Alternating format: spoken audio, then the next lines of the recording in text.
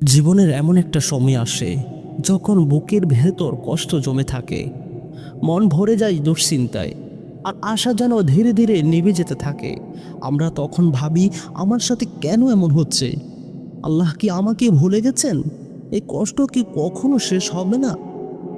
কিন্তু প্রিয় মুসলিম ভাই ও বোন, এই প্রশ্নটা নতুন নয়। আপনার আগেও এই পৃথিবীতে সবচেয়ে প্রিয় মানুষগুলো এই একই কষ্টের ভিতরে দিয়ে গেছেন। কষ্ট কি আল্লাহর গজব? না, সব কষ্ট গজব নয়। আল্লাহ কোরআনে বলেন, আমি তোমাদের ভয়, ক্ষুধা, জানমাল ও ফল ফলের ক্ষয় দ্বারা পরীক্ষা করব, আর ধৈর্যশীলদের সুসংবাদ দাও। কষ্ট হচ্ছে পরীক্ষা, আর পরীক্ষা দেওয়া মানেই আপনি আল্লাহর চোখের গুরুত্বপূর্ণ।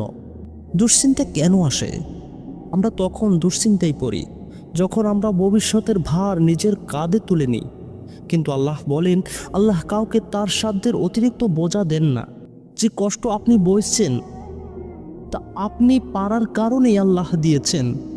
হতাশা শয়তানের সবচেয়ে বড় অস্ত্র। হতাশা আসলেই শয়তানের পিছানি, কারণ আল্লাহ নিজেই বলেন, আল্লাহর রহমত থেকে নিরাশ হইও না। যে মানুষ হতাশ হয়ে পড়ে সেই ধীরে ধীরে দোয়া ছেড়ে দেয়, আর যে দোয়া ছেড়ে দেয় সে নিজের সবচেয়ে শক্তিশালী অস্ত্রটাই ফেলে দেয়।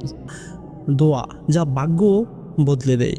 প্রিয় ভাই ও বোন, আপনি কি জানেন রাসূল সাল্লাল্লাহু আলাইহি ওয়াসাল্লাম বলেছেন, দোয়া তাকদিরও পরিবর্তন করে।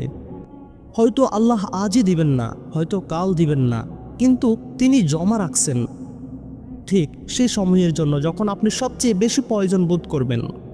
কষ্ট চিরস্থায়ী নয়।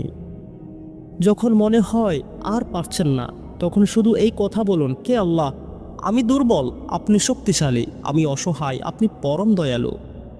এই আত্মসম্পন্নটাই আল্লাহ সবচেয়ে বেশি পছন্দ করেন। প্রিয় ভাই ও বোন, আপনি একা নন। আল্লাহ আপনার চোখের পানি দেখছেন, আপনার নীরবতা কান্না শুনছেন। আজ না হোক কাল, অথবা তার পরের দিন আল্লাহ এমন কিছু দিবেন যার জন্য আপনি বলবেন, হে আল্লাহ, এই কষ্টটাই আমাকে এখানে এনেছে।